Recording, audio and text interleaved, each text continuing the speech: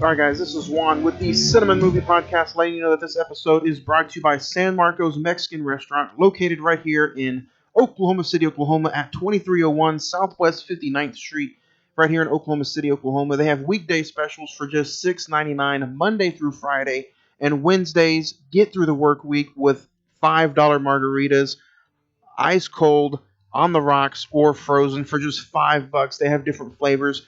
Tell them that the Cine-Men Movie Podcast sent you and get 10% off of your order. Don't forget, the only restaurant of the Cine-Men Movie Podcast, San Marcos Mexican Restaurant.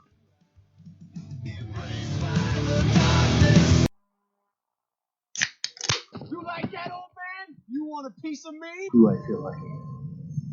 Well, do you, punk?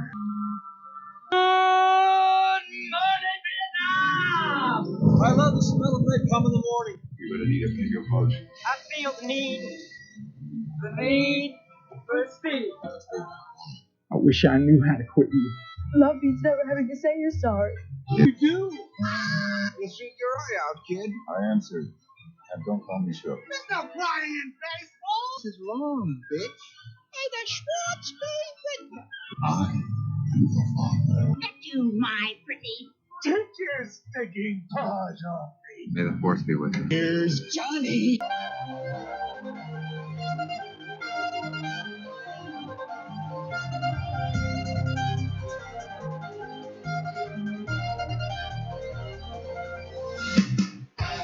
Happy Monday, moviegoers. Welcome to Dune. Welcome to episode 161. Welcome to the Cine-Men Movie Podcast. I'm your host, Juan, and I am joined with the guys, with the cast. Ed, Hey, what's up, folks? How y'all doing? Zach, Hey, what's up, everybody? and guys, it is finally October. We woke up and it's, the first Monday of October. How you guys doing? Zach, you doing all right? I'm doing good. It's we're finally getting into some good podcasts. We're always into some good podcasts, whether it be some good movies. I don't know. Well, we're going to be talking about that tonight. So, Ed, what about you? How's everything going? You excited for a Monday? Oh, Monday's Monday. I mean, everybody has the Mondays. You got the Monday blues? Negative. I'm off on Monday, sir. You're off every day of the weekend. Never. But a look back, guys. Last week we talked about Scream 2, and just I don't know. It was a fun episode, even though everybody was almost a little decisive on the star ratings. I still felt like it was a solid episode, a solid show. A lot of positive feedback on the Scream 2 movie itself. So we'll go and read the email bag a little bit later on today. But we have a jam-packed show for everybody. We got a bunch of movie news to talk about. We're going to get into some of our favorite sponsors. Top 5 sci-fi movies of the 80s. What a fun list that was to put together. I don't know about you guys, but it was a fun list to put together. I can't wait to talk about that a little bit later on. So if you have top 5 sci-fi movies from the 80s, send them on in, and we will discuss those. And then, guys, we're going to have a full-length review on the 1984 Dune movie. Zach, you read the book of this, correct? I did, yes. Before we get into the movie, though, how much was the book as far as, is it an audio book, or did you go out and purchase the actual copy? I went out and purchased an actual copy of it, yeah. And I really wasn't even for the show. I was really doing it for the new one that's coming out at the end of the month. But, there's going to be a lot in this episode that we're going to have to discuss, and I'm going to try my damnedest to try and discuss some of the themes and ideas that are in the book. But I will say, just off the onset, this movie is a very faithful adaptation to the book. So, hey, I think it's going to be a fun, diverse conversation, and it's also going to be fun. This is the first David Lynch film that we've done. Yeah. And I'm a huge over-the-head fan of some of the movies he's directed, so I can't wait to get into this. But guys, it is October, and this is the first month of October, or the first episode of October. There's a couple Octobers in the year. Yeah. Oh, you didn't know? No. But we're getting into spooky season. Usually at this podcast, we have every single September and October, we do a bunch of horror movies. Not the case this year. If you guys want to hear us talk about some horror movies, go over to our bonus episodes as we talk Friday the 13th. Boo. We are on part 10 that is getting ready to get released this Thursday coming up. We just got done talking about part 9. Numero 10. So, listen to that wherever you get your podcast from. And then we kind of did some horror movies. We did Scream 2 last week. We'll do Halloween Kills later this month. But the big episode is in just 5 weeks when we talk our top 5 plus 5 horror movies of all time. We're going back to that list. The list, and we haven't done one in a while. What was the last? Was it Marvel? Was that the last one we did? The last one we did was Marvel in May. Yeah. So, for those of you that don't know, I'm going to ask these two gentlemen, and we'll kind of put it together for you guys. Zach, what does a top 5 plus 5 list mean to you? Since those are kind of like some of our bigger episodes, most downloaded episodes. Those tend to do very, very well. What are some of those lists mean to you? Those to me, I mean, those are probably honestly some of my favorite episodes that we do. Not only do we get like a collective idea of what everyone's favorite things are, well, favorite films are, but it's just it's really fun just to see who has what, why, And we the like those emails. movies. And the emails, definitely, we get a ton of emails with everyone's top 5 plus 5 on that particular subject. And Ed, me and you haven't talked our top 5 horror movies since the very first or second episode. That was one of our first top 5s that we've ever done. Yeah. So that's kind of, it's kind of awesome that we're going to revisit that top 5 and burst it into an entire episode. Yeah, I think it's going to be really fun, really cool. So we'll see. Send us in your top 5 plus 5 horror movies of all time. Technically, it's just a top 10, but that's what we like to catchphrase it as because everybody has a top 10.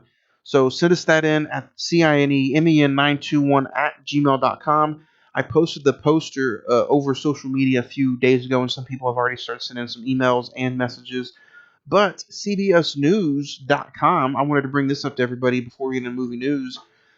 Everybody's excited. October, we can finally get the dog days heat of summer behind us. So CBS News has put out their top 10 movies of what to watch this October, this spooky season. Number 10 is Scream from 1996. Episode. Yep. Number 9 is Halloween Town. Number 8 is The Exorcist from 1973. Episode. Oh, yeah. Number 7 is The Blair Witch Project. That would be a fun episode. Number 6 is It from 2017. Nice. Number 5, I don't know how I feel about this one, but I've never seen it, is The Witches from 1990. With Angelica Houston? Yes. I haven't seen it. Me neither. 4, Zach, you'll love this one, is It's a Great Pumpkin, Charlie Brown. Nice. Yeah. 3 is The Nightmare Before Christmas. Okay. Anybody guess what the 1 and 2 is? I would say one of them has to be Halloween. Number 2 is Halloween from 1978. Okay. Wow. Number 1, and I don't know why, and I've never heard of this, but CBS has it number 1. Maybe because it's family friendly. I don't know. What Do We Do in the Shadows from 2014? Yeah, that's Taika Waititi's film. Yeah. Yeah. And it's the number 1 movie that they have on their list. It's comedy, it's bloody, and it's everything that they want in between. Zach, have you seen that? No, I know there's like a FX show that's a spinoff of that. I've heard the movie's actually really good. It's like a parody of like werewolves and vampires. Okay. So that is the 10 best Halloween movies to watch this season, put out by CBS News. I saw that over the week, and I just wanted to share that because I'm like, you know what? Let's start some of these lists a little bit early. I do definitely agree with the Halloween Town. That's an old favorite. You've been trying to get like Disney Channel original films done forever. Shit, it's just Kimberly J. Brown. That's it. I don't know what that means, but if you guys want to know where you can find us, visit us on the social media. We're doing tons of giveaways. The next big one is the Halloween giveaway we're going to do for Halloween Kills. We're also doing a James Bond giveaway. The James Bond giveaway is over $150 in prizes, guys. You're getting a poster. You're getting a San Marcos gift certificate worth $100, a 6-pack of OKC soda, a gift card to Rodeo Cinema, and some Ray's energy drinks, and some Ray's merch. So go follow us on the social media. I've also this past week I've given away like all kinds of brand new digital copies, whether it be the Forever Purge, whether it be Black Widow, or whether it be Cruella. So I've been giving away a ton of things on the social media page. It's facebook.com/the Cine-Men Movie Podcast. or the Instagram is one word, Cinnamon Movie Podcast, and then the Twitter is at Cinnamon405. So yeah, let's get into some movie news, guys. Macbeth. Oh my god, dude. Is it? It's too early, but it's already getting Oscar talks as far as Best Actor, Best Picture, Best Actress, and Best Director. Mm-hmm. What are your That's thoughts? like the front runner right now, Yeah. as of right now. I think all the reviews, a lot of the main reviews have come out about it. They say it's not only it's just a phenomenal film, it's just very shot well, and it's two of our favorite things: Denzel Washington and A24. Yeah, it's also got a lot of history behind it as far as the Shakespeare play and everything. Yeah, but not only a lot of people are saying if she pulls it off, dude, that she could get back-to-back Oscar wins as far as Frances McDormand. Yeah. What do you think? I mean, I don't know. I obviously haven't seen this movie yet, but I'm super, super hyped about it. And it's almost to where I don't know what is going to get. I don't know what week this comes out, but there's a chance that an episode could get pushed for Macbeth. Tomorrow and tomorrow and tomorrow creeps in this petty pace from day to day. You know. If I'm not mistaken, unless we see it in the theater around Christmas time, it's probably if we I think the actual theatrical release comes out like around Christmas time, and then the streaming is like mid-January, so it's probably around Scream 5 time. So it's going to go to streaming? Yeah, because it's an Apple TV original. Oh no, that means. But it'll probably have like a theatrical release because it's A24. Yeah, but On the Rocks didn't get. No, but that yeah. All right, Zach, you're kind of disappointed me now. Do you think I'll get a physical media release for this? I don't know. Out Greyhound never came out, so I don't know. Criterion better come through. That will be a Criterion movie. What do you guys see? The poster for the new Boba Fett series on Disney Plus came out. Craig's not here to defend it, but I don't care. You don't care? You're not excited about the Boba Fett? You gonna watch it? Probably not. I'm gonna be honest. Ed? Damn the beef with Craig. First off, second off, I thought it was cool. I liked it. I'm ready for it. I think Mandalorian gone over very well. I think the reintroduction to the character of Boba Fett was great, and I can't wait to see what more it brings. So we'll see. Is it bad that I am more excited for? So, some other stuff with Halloween Kills coming out. I wanted to bring this up to you guys' attention, see if you guys care or not care. Jason Blum says with how bad Freaky failed on theaters with the movie with Vince Vaughn that came out this year, that's the main reason that he is pushing Halloween Kills to streaming. Do you guys agree, or do you think he is not? To me personally, my 2 cents, I don't think he needs to compare Michael Myers to Freaky. Fuck no, that's fucking stupid, bro. Like Michael Myers has over 40 years worth of fuck you compared to fucking Vince Vaughn. Like, he couldn't even pull off a fucking shot-for-shot remake. Like, the fuck is wrong with you? Yeah, that's not a good comparison at all. I mean, you're talking about, like you said, at 40 years of film history and one original idea. Right. So, I don't fucking know, dude. That's fucking stupid. But let me ask you guys this. But I did call it. Didn't I? If it's going to go to streaming, it's going to go to Peacock. But let me tell you this. You brought it up a few weeks ago that same company, Addams Family, is going to go on Peacock too. Yeah. Not the case. No. What is the reason? You're fucking wrong. Just kidding. It doesn't make any sense. I'm going to get hate mail for that. No, I think what it is I think, do you think they look at it as like, hey, maybe there's more kids that would go see it, so let's try to get as much bottom dollar out as possible? Well, yeah, but I mean, like, I think it really just comes down to money, because it's like, if I think when they made this decision, the COVID numbers were really high, and it was almost pretty much back to where we were this time last year, and so I think their thought was if we put it on Peacock, we're gonna have to do premium subscription, which is only like $4.99, but Universal's still gonna get a chunk of that change, because people are gonna if they're not gonna go to the theater, they're gonna watch it at home for like $4.99. Speaking of streaming, Disney and Scarlett Johansson has finally put to bed their battle. I've seen that, but she won. She won. She got the settlement. She got the money. Disney came out and said they're wrong. Disney did come out and say they're wrong. But holy shit! Do you still think this puts a damper on Disney? She's not going to work with Disney ever again. Right. I promise you that. It does. It does, because other actors and actresses will see how much they actually have to go through to get that corrected, I guess. I think the ones that they've got, like Florence Pugh or anybody like that up and coming, they're going to go ahead and do a lot better and learn from their mistakes, hopefully. I don't think she's. You talking about But- Disney learning from mistakes? Yeah. No, I don't think Florence Pugh. I think Florence Pugh is going to be wonderful in the Disney MCU. But I think she's such a hot commodity right now. They're not going to fuck that up. Yeah, and I mean, don't get me wrong. That's kind of the same thing that we would have thought with Scarlett Johansson. However, we of course seen what the fuck they did with her. But kind of like in the movie, the young Black Widow learning from the older Black Widow. And then, man, Right. I'm so excited. So much physical media is getting ready to come out, but also the director's cut of Rocky IV gets a theatrical release I saw that. November the 11th. I knew that was coming.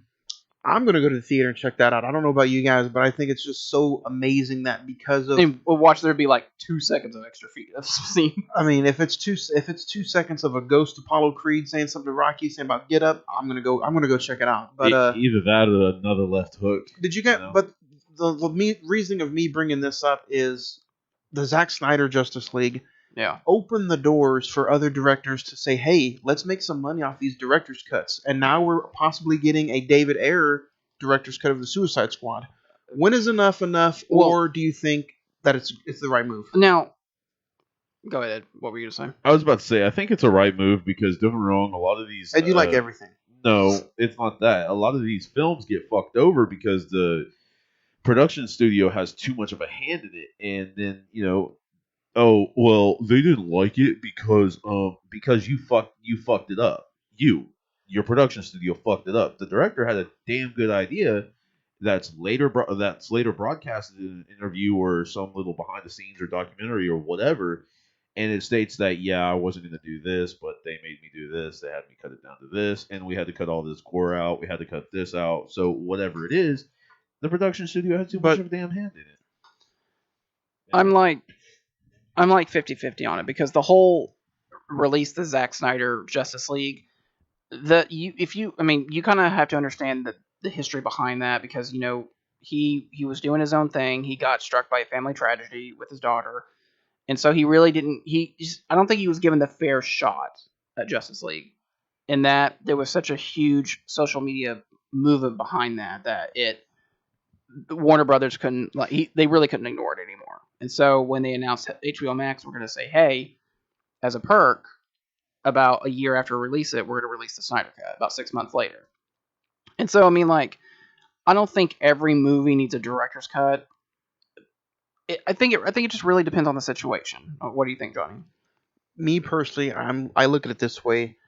If everybody had a director's cut, I mean, there's a director's cut of almost every movie out there.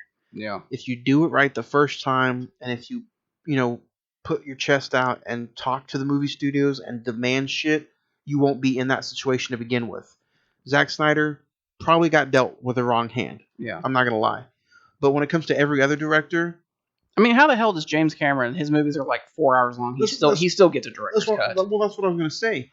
You got guys like Quentin Tarantino. He puts his foot down, he does what he wants, and he cuts the perfect movie. Yeah. There's no reason for somebody to have a director's cut over everything. Christopher Nolan's the same way. If the studio is that much of an ass to deal with, guess what? It's still you're working for them, true, but it's also your movie. Yeah. So it's kind of a damned if you are and damned if you don't situation. But I guess a lot of directors would go ahead and just be like, you know what, I want to at least put my name on this project because someone else will come in and fuck it up 10 times worse than my version with their hand in whatever beat. But that's the thing, though, because if people that are like Star Wars is the most infamous of this argument because people want to see the original trilogy the way it was originally made.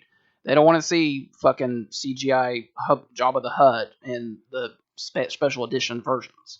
But Lucas doesn't want that. He wants his vision, which I respect, but at the same time, give people the option of the choices. Because, I mean, it's kind of like even, Lord of the Rings. Would you rather have had... hold on. Now that you bring that up, though... And, yeah. With you bringing that up, Zach, you're the Lord of the Rings guru. Yeah. If they never released an extended cut, you would be perfectly fine with the theatrical release. Yeah, the theatrical release is fine. If you do it right the first time and you do what you have in your mind, you'll be fine. And the argument to be made for Lord of the Rings is it's basically extended story. That's all it is. So, but I mean, with a lot of the cuts they did make to that, as well as even with the Hobbit, a lot of the things that they added in, because the white what was that, the white orc or whatever that was not actually in there. It was a whole different character. I mean, they subbed in something stupid for, not stupid, but they subbed in a whole different fucking thing for what could have been. Yeah. For what was the one character, the woodsy character throughout the whole entire story that They had just like the jackrabbits. it wasn't even fucking mentioned, but like once, I think. But I mean, honestly, that's kind of, it can go with any series. And one more piece of it's not really movie, but more entertainment. Entertainment news is they announced the halftime show for this year's Super Bowl. Yep. All-star lineup with Dr. Dre, Eminem, Snoop Dogg, Mary J. Blige, and Kendrick Lamar. What do you think, Ed? Oh man, that's you got. It's weird. Go ahead. You've got half the West Coast legends there, as well as. Well, where's the game going to be played at too? You guys know, right? SoFi Stadium in California. Yeah. And there's another thing right there, but I mean, honestly, it's weird that you have like an old school rap and then you add in Kendrick Lamar. That he's that's not fucking weird at all. He's like the new style of he's West Coast. Literally the protege to the West Coast. I mean, he's the newbie of not the newbie because he's been around for over a decade now. But I mean, he's the. But I want to ask you guys this. Yeah. Out of the two sets that are coming together, the NFL and these artists, who needs who more right now? Wow. The NFL just got done having its highest grossing regular season game, 29 million viewership. And you know what that game was? The Dallas Cowboys and the San Diego Chargers on a random Sunday 2 p.m.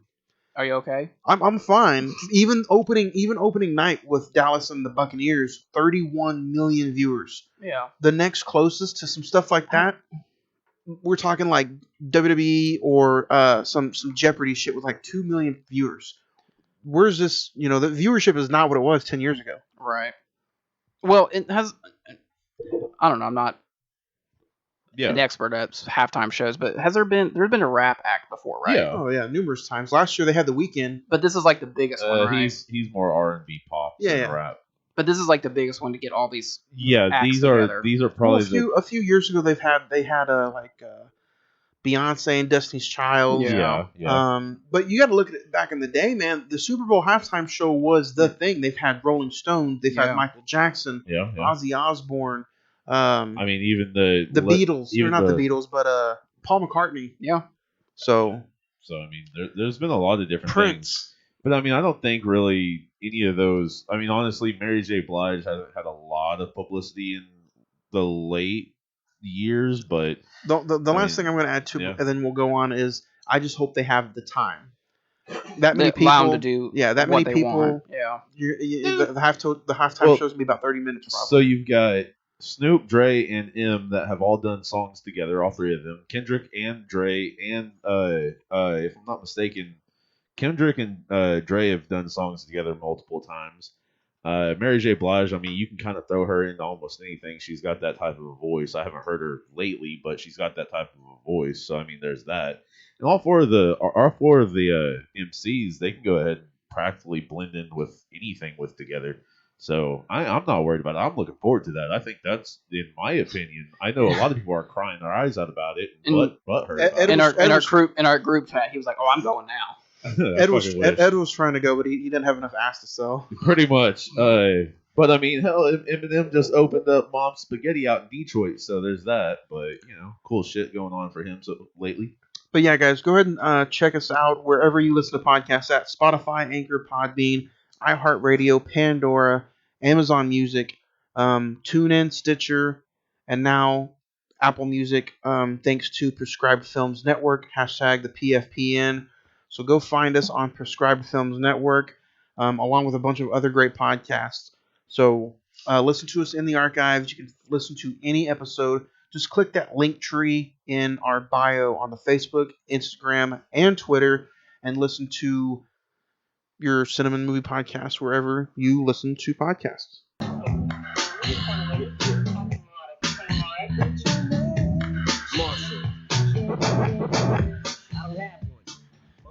Hey guys, this is Zach with the Cinema Movie Podcast, here to talk to you about our good friends at Rodeo Cinema. Rodeo Cinema being a non-profit organization, art house film theater that is honestly, when you go into it, feels like you're walking back into the 30s and 40s. Just released their new October 2021 calendar, and guys, we got some good things coming up. We got Lamb, the new A24 film, Friday, October the 8th. A double feature, one day only, with Final Destination and another great horror film. One night only, Sunday, October 17th at 7:30, a live in-person showing of Constantine. And Friday, October 29th, Last Night in Soho, Edgar Wright's new film. And then, Ed, I know you're really looking forward to this. One night only, Sunday, Halloween, October 31st, 7 p.m., the 20th anniversary of Donnie Darko, one of your favorite films of all time.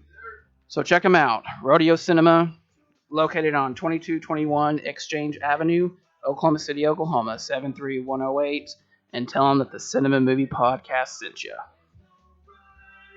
Oh, no reason for nothing. Oh, you didn't know? All right, guys. Zach, I believe you have some things that we did not know about Dune. Yeah, absolutely. So, in 2010, on YouTube, Sean Young posted a 6-minute video of behind-the-scenes footage from the movie, which he had recorded on set with a Super 8 camera in 1983. The cow that Rabin, the actor who plays Rabin, eats is a real frozen dead cow. He just ripped the tongue right out of the mouth. When he was interviewed about the novel on NBC in 1982, Frank Herbert stated that the message in the novel is don't trust leaders to always be right. And writer and director David Lynch has considered this film a real failure in his career. To this day, he refuses to talk about the production in great detail and has refused numerous offers to work on a special edition DVD. Lynch claims that revisiting this movie would be too painful of experience to endure. I don't blame you. No one would blame him. But yeah, there's always some things that you did not know about the movies that we talk about, and Zach will bring it to you. Does anybody have any recent watches that they want to talk about? I got a ton, actually. It feels like it's been months since we've recorded, but yeah, I got a few that I'll go through right quick, and you guys can kind of chat about it and talk with me about them. Ed, what about you? Do you have anything you want to talk about? No, I've kind of been low on it. Just all the movies that we've needed to watch to do the podcast. Oh, just two. So I checked out A Clockwork Orange. Yes. The 4K transfer, very, very nice. Was it because of what me and you talked about? No. No. I wasn't gonna get it on 4K, and then I saw that it's already starting to be like really, really low and hard to find. So I was like, I'm just gonna get it since it's starting to get hard to find. Trippy movie. It is. Did I talk about Glass last week? I think you said you had started it. I think you saw Unbreakable and split. Okay, I finally finished and watched Glass. Terrible fucking movie. Yeah. Terrible movie. I think I gave it like a 5. Yeah. And I never have the desire to rewatch it again. It's a worse disappointment considering that it follows Split. Yeah, that's true. I did watch the new A24 movie Zola. I didn't realize it was about a real stripper / prostitute who ends up pretty much turning her life into, now she's like well renowned and real followed on Twitter and stuff like that. So it's not the best A24 movie, but it was watchable. You have to add it to your collection. Yeah. Boss Baby 2. Jesus Christ, why? It wasn't that bad, honestly, Zach. It was pretty funny. A lot of adult jokes in that movie. There's a little girl in the movie that is like troubled, and she looks just like Pennywise, and it's very, very interesting. I bet. Yeah. Checked out John Carpenter's Prince of Darkness. Not watching it ever again. The Longest Yard on Blu-ray finally.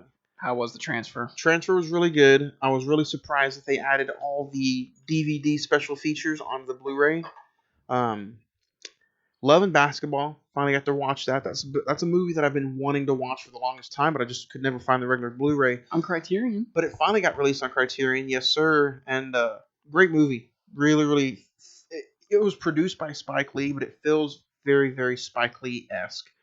Um, and then I found this movie on Criterion, but it's from 1992 called Deep Cover. Have you ever seen it? Mm-mm. With Jeff Goldblum and Lawrence Fishburne.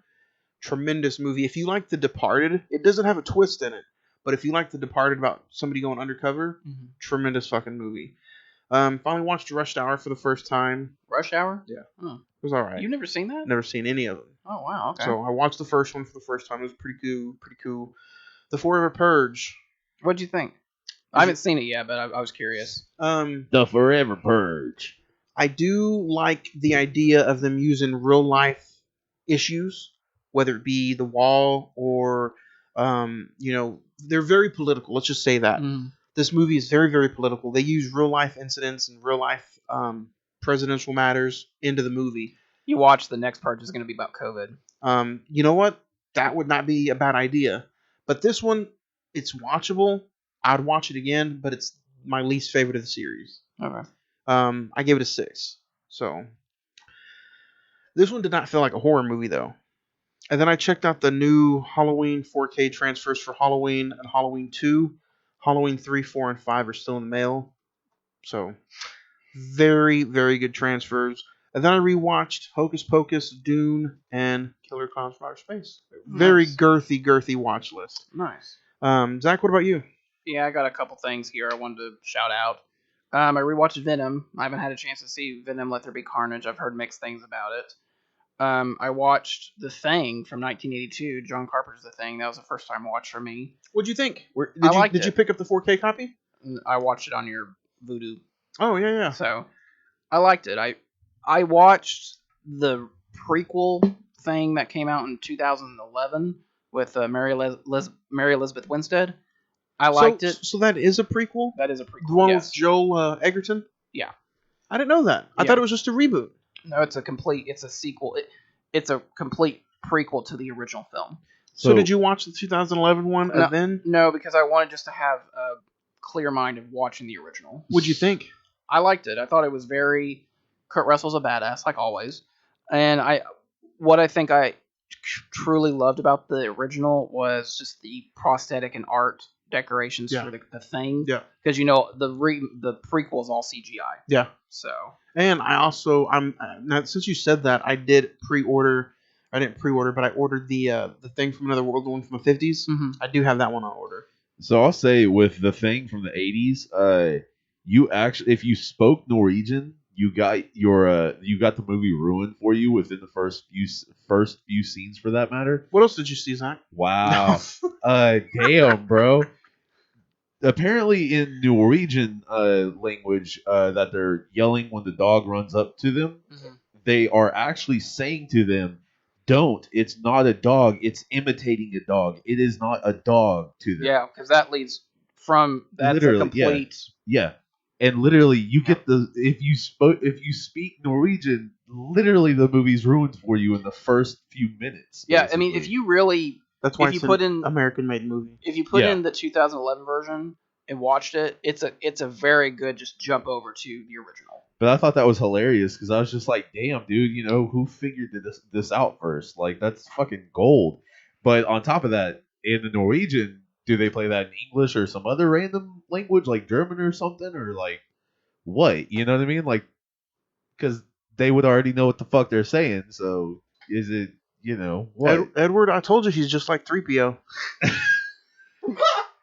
3PO. I got a couple more things. I love Ken Burns as a documentarian. He has a brand new 4-part series on Muhammad Ali out. Very, very good. Where's that at? On PBS. God damn it. But you can just get the PBS app and just watch it from there. Is it free? Yeah. I don't like watching stuff on my phone.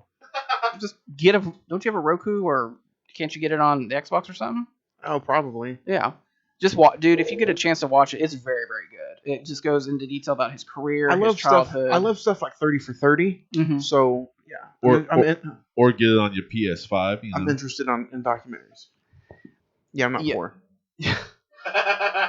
Yeah, very, very good documentary. I'm not even a fan of like boxing in general, but like I really wanted to know more about Ali as like a person, and they do a very good job of like going into like how he got into the Nation of Islam and like what he really stood up for in during the 70s. Speaking of Ali, what do you think of One Night in Miami as far as a Criterion release? Are you interested in that film? Not really. Jesus. No. What about Ali with Will Smith? So I did follow that up with the Will Smith movie because I actually remember going to see that in the theater, but I didn't know what the fuck was happening because it was just like It's that was girthy Will- too. oh yeah, Like it's like 240? 2 hour 240. Yeah. Because I just wanted to go because of Will Smith, but I didn't know anything about Muhammad Ali and all what his life was. It's a very good film. It is. Honestly. He's truly really good in that. I heard that's the movie that he got kind of, I don't even know if he got nominated for an He did. Oscar. Did he? And it's interesting because they're saying that this year it's going to be a rematch between Denzel and Will because I guess Will Smith is in the King Richard movie. Will Smith is getting a lot of buzz for that. He is, and people are literally saying that this is probably the year that he gets invited back to the Oscars. Yeah. You should watch an interview or a few interviews between Muhammad Ali and Mike Tyson. They're hilarious because they're talking about who would be better, who would win, and all that. And Muhammad Ali's like, if he punched me, it's over. And then Mike Tyson's like, but you got to give credit where credit is due. You're the greatest of all time for a reason. I mean, you watch like the pre-fight conferences. He is very cocky. Because it is incredible. Like one of the last fighters to beat Muhammad Ali, that kind of did him dirty. He actually Muhammad Ali went up to Tyson, and Tyson destroyed that guy. Mm-hmm. He destroyed him. And then my final watch is I checked out. I did a rewatch of. I'm kind of been on a kick here lately. I rewatched Harry Potter and the Sorcerer's Stone for its 20th anniversary this year, which is hard to believe. Yeah. And I wanted to get your guys' thoughts on this, and I know we're kind of going overboard, but think about this for a second. This movie came out 20 years ago. We were about 2 months past 9/11. Yeah. We didn't have social media. We had cell phones, but not to the extent of what we have now. Right. And the internet was barely on its feet. In 20 years' time, look what's happened. Oh, no, 100%. It's insane. Well, I mean, you've got to think. No, you've got to even understand the difference in time between when Cleopatra's time was to now. And then, no. Okay, look. Technology-wise, right. Gigabyte from the 60s or 70s to now, we have a terabyte on a freaking SD card compared to a gigabyte back in the 60s or 70s was in a freaking room. So, I mean, there's been hella differences. So, Zach, what was your question, though? I was just going to talk about the differences in the Cleopatra movie with just the differences in tech from just those 20 years ago. Yeah, just 20 years. Just look how much the world has changed. Like when we are all entering into middle school. You can now order pizza with your fingers. This motherfucker.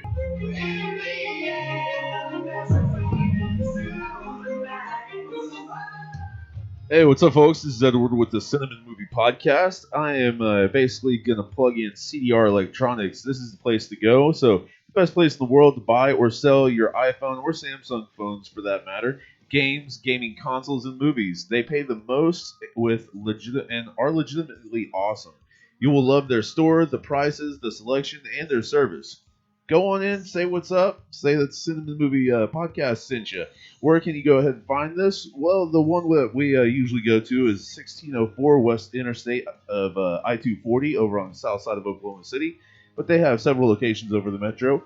So, yeah, go ahead, go in, say what's up, get your game, get your movie or poster or whatever have you. Hope you have a good day and hope you get something enjoyable.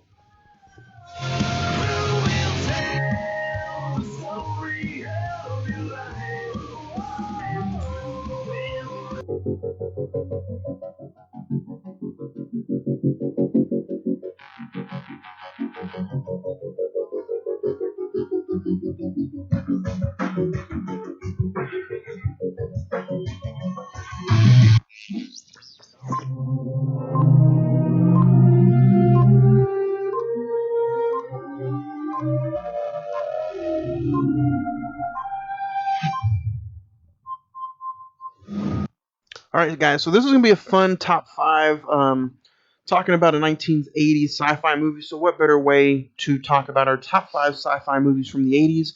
Does anybody have any honorable mentions they want to get off their chest? Negative. Zach? I got 2. I'm gonna run through. Go ahead and run through yours right quick. I have War Games with Matthew Broderick, and my shit. official honorable mention is Blade Runner. I'm gonna just crash course through these right quick.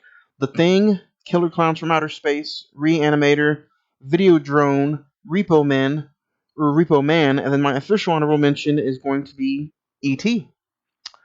E.T. Fun. All right, guys. So let's dig into the number 5. Zach, what's your number 5?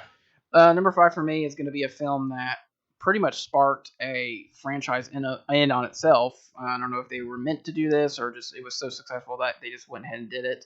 Number 5 for me is 1987's Predator. Arnold Schwarzenegger. There you go. Dutch, a soldier for fortune, is hired by the U.S. government to secretly rescue a group of politicians trapped in Guatemala. But when Dutch and his team get to the forest that is thought to be an unknown, uninhabited place, something lurks in the forest trees that violently kills them. I didn't know you liked the Predator. I do like the Predator. Right? The first one is really good. I don't remember much about the second one with Danny Glover, and I hated that. Whatever that was a couple of years ago. See, I don't know. I'll talk about it later on because it's somewhere on my list. But yeah, number 5 for me is Predator, and it's free to watch on Peacock.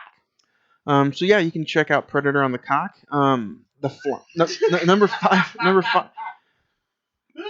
Number 5 for me is going to be The Fly from 1986. Gina Davis, Jeff Goldblum, directed by one creepy but yet great David Cronenberg. David Cronenberg's movies almost kind of remind me of some David Lynch films. Yeah. It's because their first names are David. Yeah. But no, they're just. You guys have seen The Fly, right? Yeah. They're just the movie It's is disgusting. It is disgusting. Fucking grotesque. But it's just so.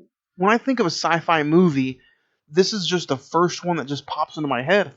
It's just whether it be the oozing or the practical effects, the little time machine looking thing that he has in his apartment. It's just, man, everything about The Fly is just really, really good to me. And I ended up getting the new 4K digital scan of the Fly collection that came out a few months ago, and it's an interesting movie, guys. Have you ever seen the original Fly with Vincent Price? It came in that's those movies. It was in that box set. Yeah, it's in the box set. So hopefully that'll get watched here pretty soon. But yeah, man, I love me some Flies. Ed, what about you? What's your number 5? I'm going to go ahead and put Mad Max Thunderdome in this one, man. I don't know why, but that one always sticks out to me. I don't know why. I just thought you were going to say Fury Road. I was like, no, that came out like 5 years ago. no. But in all honesty, Gibson. is it because I never seen the original Mad Maxes? Is it like a follow? Does it really follow? Does the new one No, it's almost like they're their own story, but have the characters individually or sort of, kind of. Each movie, Zach, is, and my box set will be up for grabs here in a few months because the 4K box set is coming out. Hell yeah! But the Mad Max movies are almost like if somebody is just talking about Mad Max as if he's a figure, like his legend. Yeah. Basically. So it could be almost anybody at any time could be Mad Max. It's kind of like me talking to you about different stories, but way more entertaining and way more gripping. Fucking A, man. It's kind of like Bond, where anyone could inhabit the character. Correct. Okay. But yeah, go ahead, Ed. That's a good number 5. Hey, 4. Zach, what do you have at number 4? No, okay. Earth to Zach. Hello. Number 4, another beginning of a franchise, 1984's The Terminator. Ooh. Another Schwarzenegger film, but he's the bad guy in this movie. Lindo Hamilton. You just spoiled the movie for everybody who maybe had not seen it. Well, considering that the movie's damn near almost 40 years old. 37, that's all. I mean, that's like yesterday. What did you think? Are you a huge fan of the original Terminator? Obviously, I mean, you got it at number 4. It's almost, for me... It's more of a horror movie. It is, yeah. It's very much a horror film. And, the practical effects that, the 1 minute's Arnold, 1 minute's a animatronic. Yeah. They're puppeteering behind the scenes. But, it is... I think that's one of the really genius things about it. It doesn't feel like a science fiction movie. It feels like a horror film. You liked the Linda Hamilton sex scene, didn't you? Well, who doesn't? I mean, let's be honest. Do you think Linda Hamilton was the perfect fit for that character? Yeah, because I don't... looking back on it now, and I really don't know who else could have played that character because she's almost like a frightened little girl in this one, and then she becomes like a badass in Terminator 2. And it's almost kind of like the Alien situation where we can't really do that again, so let's revamp it and do something different. I got an email about the top 5 that I'm going to bring up to you guys later on that might just be a complete game changer. So, Ah, shit, All right. son. yeah. So number 4 is the Terminator. Number 4 for me is going to be, and almost at one point, the very first episode of this podcast, RoboCop from 1987, which we finally will talk about RoboCop in January. Finally. 5 years later. RoboCop to me, I don't know if it's because I was shown this movie so young, but it's more than a science fiction film to me. It can also be even at some points considered a crime cop thriller. The scene where Murphy, have you guys seen RoboCop? Yeah. I saw the remake. I've never seen the original. Jesus. Yeah. I'm not gonna spoil it for you then because it's one of those scenes. Oh my god. It's one of those scenes that when you look at it, you're kind of like disturbed. Fuck him. He already just, destroyed fucking Predator for people. No. No, Terminator. I'm Terminator. Hey. Same movie, right? RoboCop It's a is directed crossover. by great director Nancy Allen's in it, Peter Weller. So number 4 for me, since I'm not going to spend too much time on it, since we're going to talk about it in a few months. Number 4, RoboCop from 1987. Ed, what about you? What do you have at number 4? I'm gonna go ahead and put The Thing, actually, from I think 1982. yeah. I think you gone ahead and put a good little bow on it. Like I said, that little tidbit of interesting information from what I found on the internet, the interwebs, and all that good stuff. 3. Zach, sir, what do you have at number 3? I'm going to follow Ed. Number 3 for me is my first time watch of it, The Thing from 1982. Oh shit. Kurt Russell, Keith David, and I think, it's John Carpenter's, Halloween is probably the penultimate of his career, but this is, I think you could follow that right up with it. Yeah. It stands on its own. It's creepy as hell. I mean, I was kind of surprised at how creepy it is, even to this day, and I think it's To this day. and I think the ultimate compliment I can give to this movie is the practical effects, and you don't know what is the thing, who is the thing. Yeah. It's a very good. I mean, even the mystery on that. when the dog goes into the cage and it starts to morph, it was Yeah. like, oh, that's disgusting. Grotesque. So, yeah, I mean, there was a lot of hate on that 2011 prequel that came out, but you know what? I mean, like I said, you could put that in and follow this right up with it, and it flows perfectly. So, number 3 is The Thing. Number 3 for me is going to be Aliens from 1986. The follow-up sequel to Alien, which me and Zach, we've done a bonus episode on, so go check that out. I'm very surprised that the rest of these have not gotten a 4K release as well, but I'm sure it's coming. But no, to me, Aliens, a lot of people say it's the superior film. Zach, what do you say? You've seen all of them. Do you think it's better than the first one? I'm not going to show my card at hand yet, but I will say it's probably one of the better ones. There you go. James Cameron, the first one was directed by Ridley Scott. So, yeah, this one does feel more sci-fi, more of an action sci-fi thriller. The first one was more of a horror film to me. But, no, I think number 3, it sits there right there at number 3. And honestly, to me, now that I'm in my top 3, any of these could be 1, 2, or 3. Yeah. So that's how I feel about these next few films. But yeah, number 3, Aliens from 1986. Ed, what do you got at 3? I'm probably going to receive a lot of shit for this one, but it's all good. One of our first few episodes, Killer Clowns from Outer Space, man. I mean, don't get me wrong, if you can't appreciate it for anything, the special effects and practical effects, more practical than special, but they certainly were damn good. I've got to say, like, a lot of people still couldn't do it to this day. So I showed it to my daughter for the first time this weekend. She thought it was a comedy. I mean, with the movies you watch, it kind of is. I'll keep it at that. But no, and hell, you showed it to me, what, 20 years ago? I don't know. Somewhere around there. for the first time. But yeah, no, I gotta say this one has always kind of been one of those weird little cult classics that's just grown It's strangely really awesome over time. it's garnered a life on itself. Yes, it has. Zach, what do you have? What's your second most favorite sci-fi film from the 80s? Number one and number two could be switched depending on the day you ask me. Number two, based on the guy who directed it, it's a great film. E.T. the Extraterrestrial, 1982, came out the same year as The Thing, actually. He met an extraterrestrial. No, I'm sure he's met a lot of people. Oh, okay. So,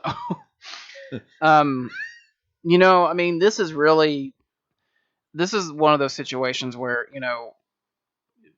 there's been a lot of controversy about like why ET succeeded but the Thing didn't. I think it's just I don't think it really has anything to do with like film wise. I think ET was just it's just one of those phenomenons, man. That when something like that hits, everything else is screwed. Right Yeah, place, but- right time. Yeah, but I mean, I don't necessarily can say E.T.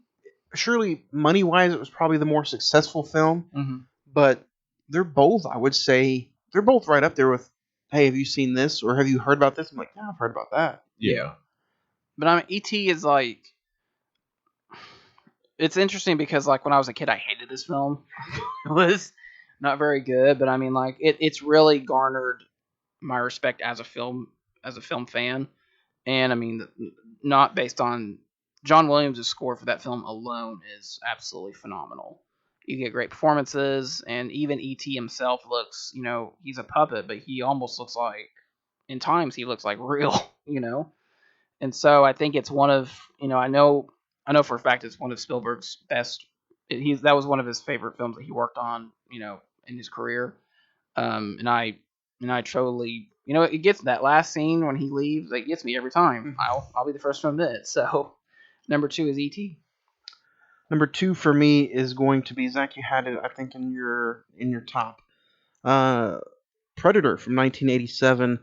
Man, this is probably the first movie, first or second, that was introduced as far as like Arnold to me, and then just that alien. I don't know what it was about the way the Predator looked, sounded, the way he fought, the way he could, be invisible. You could do so much with that character, and I think lately Fox Studios has kind of just Dropped the dropped ball. the ball. But there is a new Predator movie coming out. Oh, I do like Predators with Adrian Brody. Okay. I like that one. Okay, when you said you didn't like that, I forgot that one even existed. Okay. So, I wasn't talking about the one I hated was the one that came out. 2018. Yeah, Okay. I do like Predators, where it's kind of almost like they They get dropped from the off sky in their world. Yeah. Yeah, I like all three of them. The fourth one kind of feels like it's trying to be too nostalgic because it was directed by Shane Black, who It was is the in the original. first one. Yeah. But no, everything about the original is fun. The cast, the music, the fight scene at the end is just so iconic. The kills are Kills are amazing. Yeah, I think that's a movie we're going to talk about soon. But yeah, Carl Weathers, Arnold Schwarzenegger, Jesse Ventura, fun movie. Number two for me. And even though number one is number one for me, Predator could still go top. So number two, Predator from 1987. Ed, what about you? What do you got at number two? I'm gonna go ahead and bring a film probably not a lot of people think about. Tron. Tron, I think, was one of those that was before its time and kind of tried things that weren't really going to work that well when it came out. With the futuristic style as well as the arcade game. Oh, dude, it's tried. it's awesome getting trapped in an arcade game. But I mean,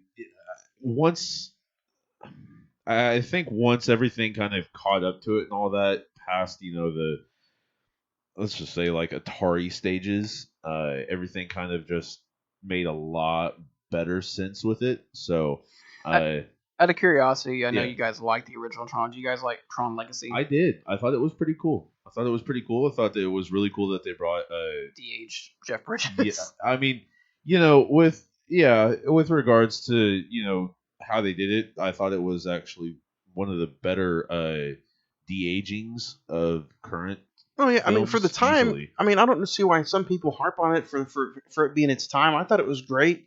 It surely wasn't the best, but No. if you're gonna harp on that, people saying oh de aging, it's kind of dumb, but yet they don't want to harp on like the Star Wars series for doing anything like that. Or but Oh yeah, but I mean, yeah, the I original like it. Tron. I'm gonna say I thought that was pretty inventive and pretty cool. One. Zach, what is your number one favorite sci-fi film from the '80s? Number one is probably going to be no surprise. You had it at, I think, 3 or 4. Johnny, number one for me is Aliens from 1986. James Cameron took over the reins as director in this, and I think he truly respected what Ridley Scott did with that first film, and was like, you know what, we can't copy that, and there's no way we can remake that after what he did. So we're going to turn this into a war action movie. Brilliant idea. I mean, you get Sigourney Weaver, and basically, that takes on a horde of an alien colony, and it has everyone's my favorite person, Bill Paxton. Game over, man. And The Extreme. it's I truly think that's just one of those films. It's just one of those sequels. I think you could rate it up there with Terminator 2, The Dark Knight. That truly, I think, in a lot of people's eyes, just truly outdid the original. There are a lot of horror aspects in Aliens, but it's just primarily just an action, no holds bar action movie. So Nice. number one is Aliens. Number one for me is from 1980, the greatest Star Wars movie of all time, Empire Strikes Back. If I can sit there and say that this is the greatest Star Wars movie, and I mean, and this is pretty bold of me saying, hey, this came out in the '80s, and to me, it's the best sci-fi movie of that entire decade. Um, it's everything to me, whether it be the music or the twist at the end, the fight scenes, The big reveal at the end. the big reveal, the opening with Luke getting attacked by the snow monsters, or the snow fighting machines. I mean, the introduction of Yoda for the very first time, the chemistry between Han Solo and Princess Leia. Everything to me is just perfect about this movie. I could watch this all day long. This is one of those movies that's like The Dark Knight or The Departed. I could watch it for a whole 24 hours and probably find something new and interesting about it the next time around. So, number one for me is Empire Strikes Back. Ed, what about you? What do you have at number one? I'm gonna go 3 years later than you actually, and go with Return of the Jedi. Empire Strikes Back is wonderful. I think it deserves its due, definitely. I figured it was probably going to be on your list, so I was going to bring up Return of the Jedi. So yeah, the culmination of Return of the Jedi is a great movie, but oh yeah, when yeah. you open up Star Wars with 40 minutes of Jabba, Oh, I didn't. Hello? Nah. I'll get you your Imperial credits, okay? Look. Nah. But nah, I'm gonna say I like Return of the Jedi. It's one of the better ones, of course. it's not better than Empire. I didn't say it was the best. I said it was one of the better. Calm down, calm your tits. Like, look, okay. Um, but yeah, the culmination of the original trilogy, the end of it, and yeah, I'm gonna say it ended wonderfully. All right, guys, like I said at the top of the show, we're not talking about horror movies a lot this year for our spooky season, but go check out our friends over at Friday the 14th podcast as they talk all things horror every episode. They just got done talking about Fear Street Part 1, which is currently on Netflix. And then they are getting ready to check out the new Malignant, which is on HBO Max. Yes. So if you want to go see that movie, go over and watch it on HBO Max, and then go check out Friday the 14th podcast, as that is their next episode. Great group of guys, great group of friends who just love horror movies, and they talk about it every other week. So go check them out. You can also find them on the social media page. Just find or type in Friday the 14th podcast, Instagram, Twitter, Facebook, and then that's also how you can search and listen to them wherever you listen to podcasts, Spotify, iTunes. So go check them out, and really, really great group of guys and some fun conversations. Friday the 14th podcast. Go check them out.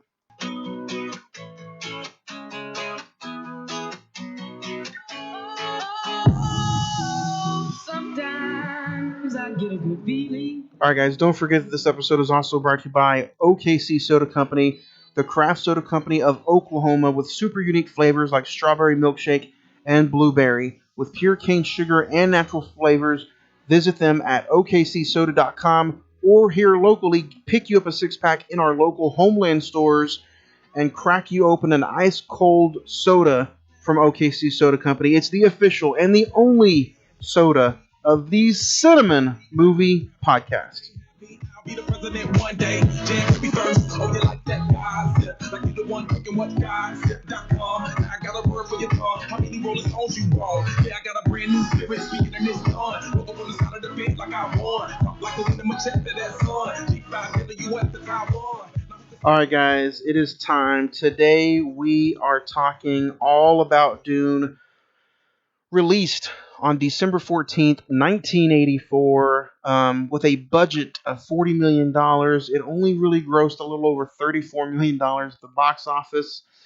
IMDb currently has it at 6.4. Rotten Tomatoes is at 47%, while the Google users have it at 83%. So yeah, let's get ready to dig in to today's episode. A Duke's son leads desert warriors against a galactic emperor and his father's evil nemesis to free their deserted world from the emperor's rule. Dune, starring Kyle MacLachlan, Virginia Madsen, Patrick Stewart, Brad Dourif, directed by David Lynch. Sting is also in this movie as well. And Max von Sydow. There you go. Zach, let's talk about it. And if you guys want to check this movie out, it's been out since 1984. Go pause it. We're at an hour into the episode. Go watch it on HBO Max and then join us for this conversation. Zach, we'll start with you. Was this the first time that you had gotten to see Dune? Yeah, this was my first time watching the movie. I remember growing up. I remember like it being like a lot of people trash the film, or this is a very divisive film. I think you're either gonna love it or you're gonna hate it. We're gonna get into our thoughts here in a minute. You know, I really wanted some. I've always heard that the book has always been a science fiction masterpiece. So I was like, okay. Isn't every book always a masterpiece compared to the movie? Well, no, but I really wanted to read the book just to prepare for the new film, and then you decided we're going to do this original, and I was like, okay, fine, kind of get some contents in before seeing the new one. In the first 10 minutes of the movie, I can understand why someone would want to turn this off. We're going to get back to it. Ed, is this your first and only time watch for the episode? It is actually.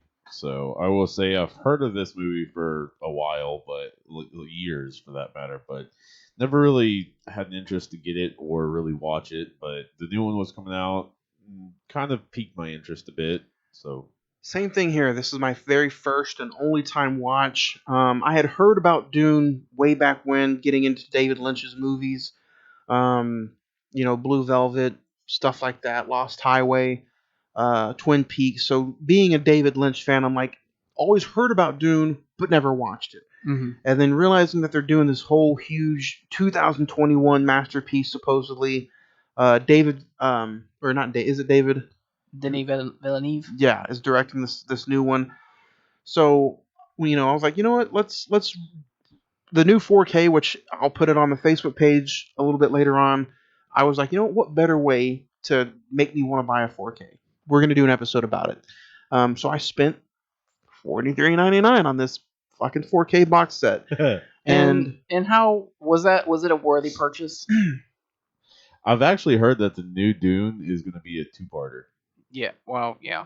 I'll never watch the original again. Oh shit. I'll never pick it up again. Yeah. So it was my first and only time watch. But let's dig into it. Zach, you said it. The opening, it's kind of rough. Okay, so imagine Craig watched a little bit of it, and he explained it as they look like the shields that they're kind of in look like is it not Roblox or Minecraft? I don't Probably Minecraft. Roblox. Yeah, I guess. Yeah. So imagine taking Lord of the Rings, and you had you'd never seen the movies, you had never read the books or anything, and in the first if you just watch the prologue of Fellowship of the Ring, and you had no idea what the fuck was going on, that's exactly what's going on in this first 10 minutes of Dune. You get a young Virginia Madsen talking about it's like 11,000 years in the future. There's this spice. There's these House Atreides. 10,191, sir. Thank you, Gazoon type. And I mean, for me, like even someone that's read the book, I was just like, what the fuck is going on? So that's the main thing as well in the book is that they need to get this spice, correct? Yes. One spice to rule them all. Basically, that's basically what it is. I mean, you're laughing, but that's what the book's about. I know. And so you get it fast forwards to like these awesome graphics of these worlds that these are the worlds that kind of these people live on, and then we get the Emperor and this dude that literally looks like he's Go ahead. a talking vagina. Go ahead. Yeah. I was thinking more like the big brain sucking thing from Starship Troopers. Yes, yeah, that's more. Dude, that's a better comparison. And that's one of the things that's funny. That was one of my recent watches, Starship Troopers, just the other day. That's funny. Oh yeah, that would have been nice to bring up during recent watches. I didn't get my recent watches out. I want your guys' full, like, honest opinion about this. Did you honestly know, until we got to Paul, did you have any idea what was going on? I mean, it's kind of rough to sit there and just pay attention when, okay, for the movies that I usually harp on that I don't like, which if you guys really want to hear me harp on a movie, go listen to Friday the 13th, Jason Goes to Hell.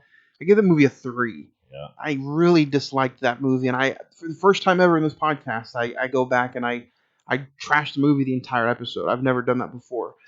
I don't want to do that with this one either because it's David Lynch, but I do have some appreciations of this movie. I appreciate the makeup. I do appreciate some of the cast. The sets to me were very, very fantastic. I do like the way that a lot of the prosthetics and just the on sets look. You don't have CGI back in the day, Right. But so you have to do everything practical. Yeah. So for a $40 million budget, I'm like, this is top notch. This is kind of a fun looking movie. So what else do you appreciate about it? That's it. That's it? That's all you appreciate about it? That's all I appreciate about it. I did not like the dialogue. Yeah. You can tell David Lynch didn't write the dialogue. No. I did not like the only person of the cast I did not like was Kyle MacLachlan. I don't Who know. is your hero? Yeah, I don't know. You're supposed to get behind him, and he's just. The acting is so stiff. You're just like, dude, like, could we just get like? Okay, so I'm not the only one. No, I mean the acting in this is awful, truly terrible. But it's not the first time David Lynch has used him in some of his movies. Yeah, he would go on to be like a Lynch person, right? Yeah, he's in like Blue Velvet, Twin Peaks. But I don't understand the obsession with this actor. Yeah. The thing I like about him the most was he was a fun, creepy prick in the Flintstones. He plays the bad guy in the Flintstones with John Goodman. Mm-hmm. I could not get behind the hero at all. What about you, Ed? It was all right. I mean, I think I liked it a bit more than y'all did, but not much more, to be honest. You like everything, though. No. But what did you like about it? I mean, we're talking about the first scenes, and this movie, to me, the biggest issues was the pacing. Yeah. And originally this was like David Lynch wanted this to be like almost a 4-hour film. Yeah. The thing, and Jesus Christ, but the thing I don't like about it is now it's kind of deferred me from the new one. Oh, so did anyone else have that where it was like, I don't know if I want to see this new one? No. Yes, it does that to me. Why does that not do that to you? Because different actors, different story, mostly at least. It's not a different story. No, but mostly it's the people it's going to behind be it. told slightly different. Because don't get me wrong, it's not going to be 100% verbatim and all that. It's not going to be a 100%. You know what I mean? Like, that's why I'm saying it's a different story, because it's going to be told slightly different. You know it's got to be. Well, and that's what makes me really excited about this remake is we have a really good cast in this. We have an excellent director. We have looks obviously way better visual effects, and it just makes me more like they have a chance to go ahead and correct what was fucked up. Yeah, I mean, this movie really could be something very special. It could be, and I So- mean, they're going to do a two-parter, so they don't really have to do And you 3 have to. hours and all that. You know what I mean? So And I there's mean, that. after reading the book, you have to tear this up into 2 parts. There's Because- no way you could do this in a 2-hour, 15-minute movie. But the 2021 is going to be 2 hours and what? 30, 35 minutes. So I mean, It's so girthy. It's got me choking. there's a part in the book apparently where it's perfect to cut off and then start. Yes. Yeah. So I think you already know more. Well, I about think I what's know gonna where go this is on. going to end. Yeah. So I think I have a good idea where part 1's going to end. yeah. But I mean, like, I mean, Johnny, you praise the set design and the visual effects and everything. I mean, I did like that about it. I will admit that the The way the characters look, the costume, the effects. So this movie isn't a complete, shit show. But is it enough to save the star rating at the end of the day? I don't think so. No, I mean, I can appreciate the actual practical effects that were used in this movie, but I mean, it just I felt like it would have been interesting to just watch this without had reading the book and just kind of getting a good idea of what was going on in this world. Because When you're reading the book, is there a lot of action in the book? no, and that's the thing, because So then there's a lot of just these characters are out like stranded in the desert and just talking. That's a So- lot what happens. So I've got to ask you. The only thing that kind of threw me off a little bit was the fucking inner monologues. That's the one thing that was kind of like, why the fuck is this in this movie? You know what I mean? Like, There's the little bit of history with that is that the characters because the spice in this world, it like Yeah. enhances you. It basically Yeah. extends your life, and you kind of have like and then on top of that, you can travel without actually moving going or anywhere. whatever. Yeah, and I think the whole notion is that these people, there's certain Sounds like- like a bad drug trip. and you can make people do things with your eyes and shit, right? yeah. Paul's mom, Jessica, comes from a line of like very superior women that has the ability to not only kind of foresee the future, but kind of they have the ability to They have like telekinesis. they have telekinesis, and they have the ability to basically say what if they're pregnant, what kind of child they're gonna have, and that's the whole thing with Jessica is that she was supposed to have a Only female daughter, girls. yeah, but And- she betrayed them. That and makes loved- more sense with that now. She loved the Duke Leto and basically conceived an heir to the throne. So Because see that I was just like, okay, I can get it. Don't want a fucking an heir or whatever to the one house throne. I get that, but at the same time, like, why is it such a big deal that she decided to conceive a boy? And I'm just like, and that there's doesn't- also you know what I mean. That and there's doesn't- also the prophecy that it's going to lead like a messiah, a messiah whatever. and lead them to the promised land and take back the world. Yeah. One of the other things I will compliment the movie is the actor who played the Baron, the warty, like fungus looking dude. And he's in the book. He's very obese. He is on straps. That's how he gets around. And he's just a nasty.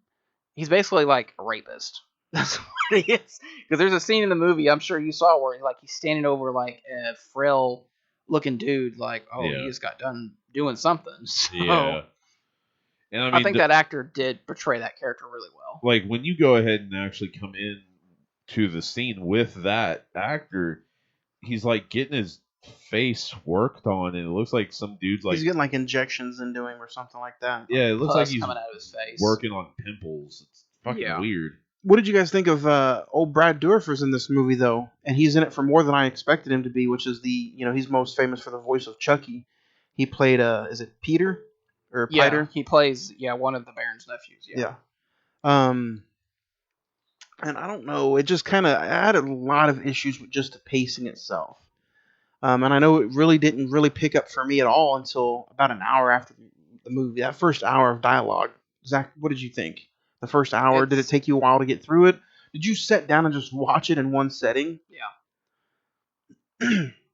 No, I didn't actually, because I was watching it late at night and I was like, all right, I gotta stop this. I can't do this anymore. Yeah. So, Same here. what did you guys think about the Ed, what about you? Did you watch it in one setting or? I did. You did? I did.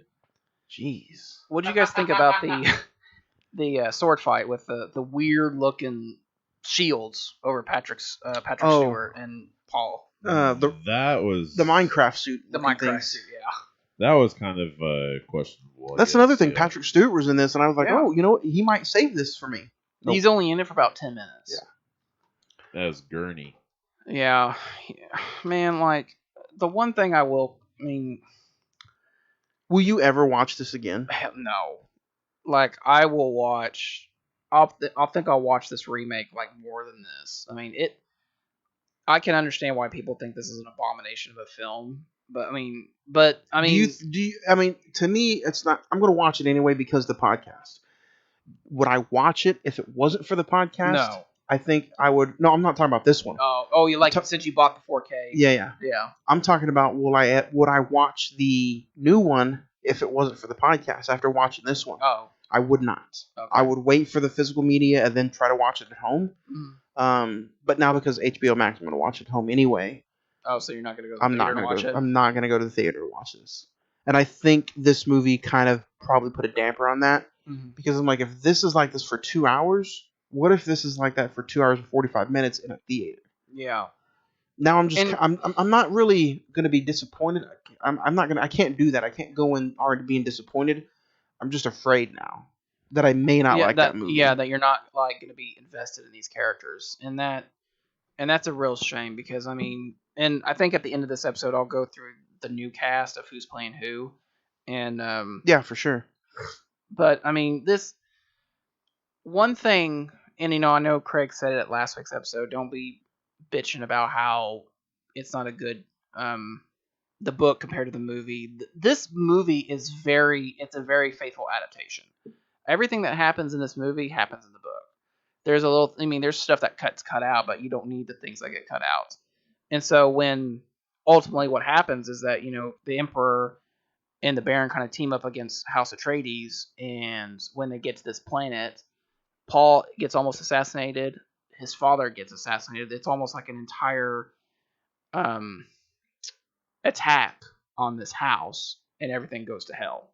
And so Paul and his mother get cast out into the desert, and they basically have to run from giant worms that live under the sand, and they meet the Freemen. So I mean, what'd you guys think about that? Did you guys like the attack on the house? Did you guys like the actual threat of the worms? It kind of reminded me of Tremors a little bit. Yeah, I did like the threat. I did like the threat of the worms. I also did enjoy the dick worms, as they say. They're very phallic. If you really just kind of pay attention, you're just like, what were they going for with this? Yeah. I guess it kind of makes a little bit more sense towards the end where they actually get on top of They ride the worms. They ride the worm. That was one thing when I was reading the book. I was like, how is that going to translate into like not only this film but the remake? Is that going to look stupid or I don't know? What did you think of some of the weird scenes about the dude's face getting like smoked out, and the smoke was just like coming out of the dude's face? Oh, when like Duke Leto bites on his tooth. Yeah, that. Leave it to David Lynch to always make some. Well, and that's the thing. I mean, you've watched more David Lynch movies than I have. You can probably agree that he's very much the director that he doesn't want to tell you what the interpretation is. He wants you to figure it out. Yeah, but I think after watching this, I kind of almost feel like he didn't have as much say as he probably wanted to. Mm-hmm. I feel like this is the most movie that is. You watch some of his movies and you're like, yeah, I can see where he directed that. This one, I'm like, this does not feel like it's a David Lynch film at all. But I think the funny thing is that I think if you ask these actors now what they think about this, they're probably going to say this is an awful movie, but I just want to work with David Lynch. That's true. That's pretty much what it came down to. That's true. Yeah. Ed, what about you? It'd be like, if Tarantino came out with a bad movie, but I just want to work with Tarantino, I can see that. I mean, several people will have something similar to that for a story, Did you guys like Duncan Idaho that shows up for 5 minutes and then you never see him again? So what in the new one? Yeah, Aquaman himself. Yeah. Jason Momoa is gonna play Duncan in the new one, and it's kind of like, is it gonna do the same thing? Because I mean, Well, yeah. There were like 4 or 5 sequels to this original book. Yep. I've not read them, That and weren't there like series like Children of Doom? And Yeah, Dune that's and shit one of like them. that. Children of Dune, Messiah of Dune. Yeah, yeah. It's, I think, Because there weren't any more movies after this. If I'm no, not mistaken. they didn't. They were going. They really were trying to plan 2 sequels to follow this, but it was a bomb at the box office. No one Yeah, cared. it didn't even make its budget back. No. The budget was 40 million, and it barely grossed 35 million at the box office. Yeah. Ooh, So loss it of $5 million. Yeah, it didn't even make and well, 35 was being nice. Yeah. It technically, if I did not round it up, it was about 31 million dollars. Mm-hmm. Oh Yeah. This is a really hard. I mean, I'll be honest. This is really a really hard film to review, just because I don't have any attachment to this film, obviously, and so I'm just like, I think all of us could really just shit on this movie, but there are things to like about it. And I will say, like, some of the people that I've actually heard talk about this movie, like, on their own, not asking them about it or anything like that before I've even really known about it, do love this. Because I don't remember if you remember, oh, shit. While Ed is thinking about that, though, it's a perfect day, guys, to talk about movies and have some Ray's energy drink, sponsored by Raise Energy. So go check us out. Help support the show. Get 15% off your whole order when you use our coupon code Cinnamon405 at the checkout. You can get all their new flavors like sour gummy worm, juice box. So go check them out at reppsorts.com, repsports.com, and then pick out what you want. You can get shirts, you can get backpacks, you can get everything that you need. You can even get you a starter kit and use our Cinnamon 405 at the checkout and get 50% off of your item. Or you can check out and get a starter kit for yourself. Use our code Cinnamon 405 and guess what? It's free. Just pay for shipping and handling, and then the rest is yours. So go check it out. Raise Energy is the new sponsor of the Cine-Men Movie Podcast, and it's also the official and the only thing that keeps us going while we're talking about shitty movies like Dune. So that's a great transition. So if you need some energy to help you get through some of these movies, or whether it be college classes or work, check out Ray's. Zero crash, zero sugar, no calories, and it's the perfect energy drink. So go check it out right now. 300 milligrams of caffeine, Ray's energy drink. Like I said, coupon code Cinnamon405 at the checkout. A previous manager / supervisor of ours actually talks about this movie every now and then, and she loved it. As well as the first time I ever heard about this movie was from Dane Cook, the comedian. I don't know if he likes it or doesn't like it, but yeah, there's that.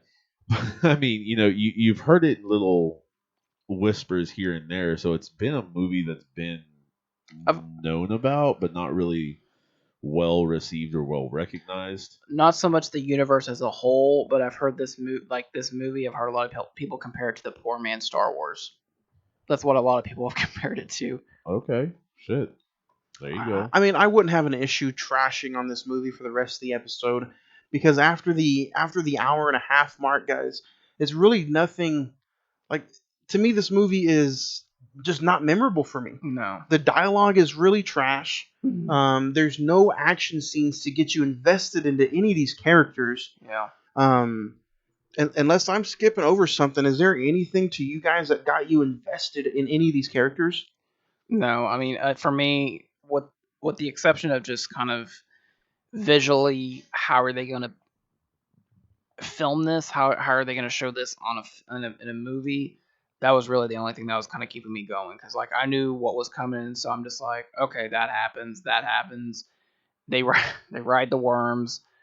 Jessica basically inhales the life of the olds. These women are kind of like sorcerers almost to a certain extent, and so she becomes their goddess. And I think without reading it, you can obviously tell that he was going to become the Messiah, the King. Muad'Dib, that's his name in the book. Usul, that's another name that he goes by. And so just after a while, it was like, you two, did you have an idea how the ending was going to go, or No. did you think that you don't care. I was like, just let it be over. At the hour and 20-minute mark, I was like, you know what? I really don't care about these characters now. Mm-hmm. I think hopefully I was on the aspect of, you know what? Maybe they're building to a big fight scene at the end. And that's what happens, but It's not very big not at like all. this. No. And I'll go back and use the thing that Ed will never live down, and that's the No Country for Old Men thing. This movie kind of just sizzles out. Yeah. It sizzles out. You think there's going to be a big galactic war at the end of the movie. You know, you think that there's going to, and don't get me wrong, they do have some kind of war at the end. Not to the extent that it probably deserves. You guys remember playing Centipede on like arcade games? Yeah. That's how this movie felt at the end of the game, or at the end of the movie. Like the CGI was a little rough. I still enjoyed it, but man, to me there was just no big payoff at the end. Maybe it's because that they thought there was going to be a sequel. Yeah. I don't know, but the ending kind of just fell flat for me as well. Later, like when the movie towards the end of the book, and what was supposed to happen at the end of the movie was probably supposed to lead into the sequel, was that Paul's character gets with Virginia Madsen. Like they're kind of, they get together and kind of rule Dune. That's not what happens. The movie just kind of ends, and you're just like, okay, like what was the whole point of this? You know. And I mean so I enjoyed like the slight mythology they had and all that, kind of, explaining the different houses and shit like that. That was kind of a cool thing. And then I was like, okay, like get past these bits and all that, and kind of what you were expecting as well, like a big kind of maybe like Return of the King War kind of thing. But yeah, I mean, honestly, the most exciting part was a knife fight between Paul and Sting. Which wasn't. Don't you sit there and try to defend that scene. It's bad. It's not the worst I've seen, but it's definitely nowhere in any realm any kind of good. What about Paul? I mean, the kill was kind of good. Like, the blade through the bottom of the jaw. That was kind of good, but that's really about the most salvageable thing of really any action this movie has to offer. What about Paul's creepy little sister? I mean, there you go. The demon Omen. Yeah. The Omen. Come play with us. No. And the whole thing with that was that Jessica drinks the water of life, which is, that. Is it so technically the demon child was the she was a normal premature baby, right? Yeah, she was. Which, how gross was that scene? That was a gross scene. Yeah. You guys, I don't know if you guys have ever seen a premature baby come out. No, I haven't. No, I have, and Jesus, haunt your dreams for weeks. Yeah, but I mean, when she drinks that water, it kind of gives her like superhuman powers, and she becomes like what her mother becomes, and she's very knowledgeable. She's very calculated, and she knows kind of what's going to happen before it happens. So. What did you think of the scene where Paul is trying to get everybody to blow up or stab or hit the pyramid-looking thing? The pyramid box. What's in the box? The hardest rock or hardest whatever you've got. Yeah, that was kind of a training. Look sequence. At your little bitch ass. Look at me. I've got these big, like, motherfucker. Okay, you've got like fucking voice box attached thing and a fucking. Did you guys kind of? I mean, because it kind of annoyed me that I'm like, all right, it's at the 2-hour mark, it's at the 2:05 mark, and then literally from 2:05 to 2:15, that's when you get the battle sequence. You get the what you called him earlier, Zach, the guy who's kind of floating, the hefty guy, yeah. The Baron. He gets his nipple rings pulled out. Did you guys not get that vibe? Oh, his nipple rings are getting pulled out. I mean, yeah, like, fucking. I don't know. I don't know, dude. That bad, huh? I really didn't like when the movie was over. I was like, all right, that wasn't the greatest thing in the world, but it was. Talking about it now, is it making it worse? It's shitty. It's so shitty. Is it up there with Lion King? I would watch Lion King before this. Oh shit! Honestly, because at least I can get some kind of enjoyment out of Lion King. Don't you dare put this down there with Halloween 3. Halloween 3 is a gold mine compared to this Oh, shit. dude. We're gonna fisticuffs right here, right now. What do you think, Ed? Halloween no, Halloween 3, I agree, is a gold masterpiece mine. compared to this.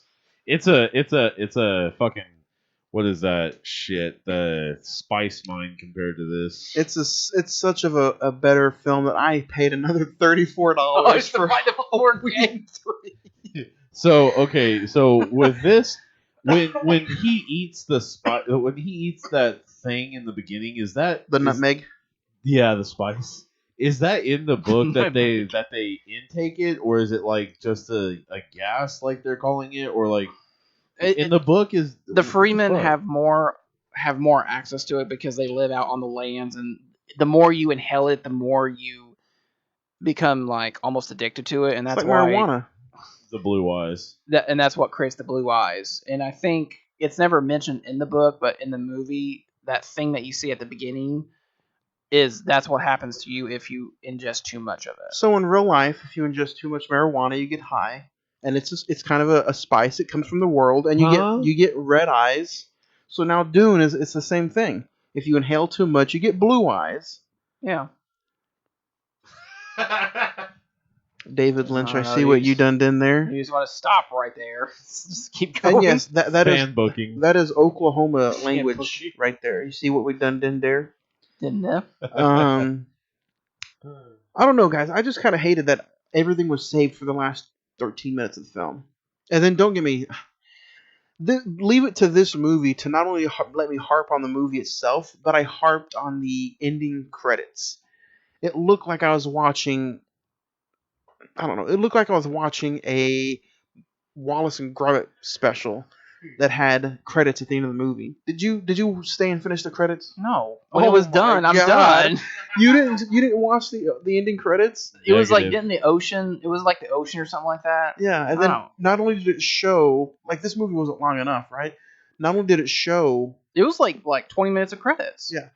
But not only did it show the actor's name, it showed their picture right next to their name. Oh, yeah. And it did it individually. Yeah. And I'm like, yeah, there's no way I'm finishing this. Well, I mean, you did more than me and Ed. You sent the credits. I did not like the Sting and the Paul fight at the end.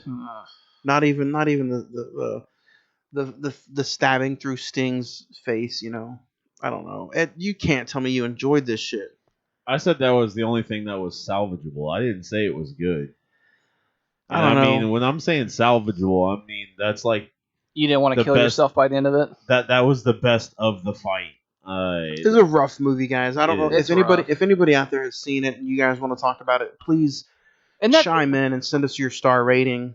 But I mean, we talked about it, but it truly when this was over, I was just like, I don't know, dude. Do I want to go see that? Do I want to watch the new Dune? Like, I know it's going to be arguably superior. I'm going to tell you guys this right now, and this is dead honest from me. If we were recording this 2 days later, I would have switched it up without a hat. I would have been like, hey, let's do fucking Shrek 2. Dune was pretty bad. I don't know. I'm not going to compare it to the Final Friday because at least the iconic Jason Voorhees is somewhat in that movie. But this movie to me was just... this is the first time, even on one of the main episodes that we've done, and I did not like this movie at all. I could not get into it. And it kind of, like Zach, you said, now I'm kind of like worried because I usually go into movies with an open mind. Yeah. But now I don't know if I'm going to go into Dune with an open mind. I just look, the director that's doing this new one, let's look at his filmography. Sicario, Prisoners, Blade Runner 2049. But I love Dune. Or not Dune. I love David Lynch, and look at his filmography. Yeah, but... Oh... Come on. David Lynch is fucking weird to begin with. But I like weird shit. Well, among other things. Weird. That's true. Zach, do you have any favorite scenes that you want to talk about? Was there any? Ed, you like this movie more than we did. I'd have to say the very beginning where she was just explaining, like, that to me was a little interesting. To me, to me, that first 10 minutes was just like, dude, I don't know if I could do this. No, I thought it was just interesting. I'd rather take a COVID shot in the eye. Of what she was explaining, but hey, go get your boosters, guys.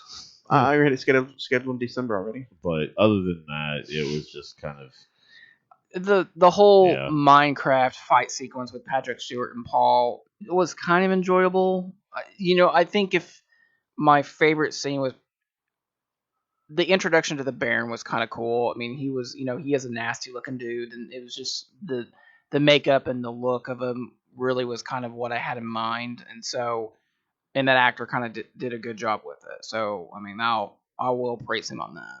So, what about you, Johnny? I want to talk just a little bit about David Lynch before I talk about my favorite scenes.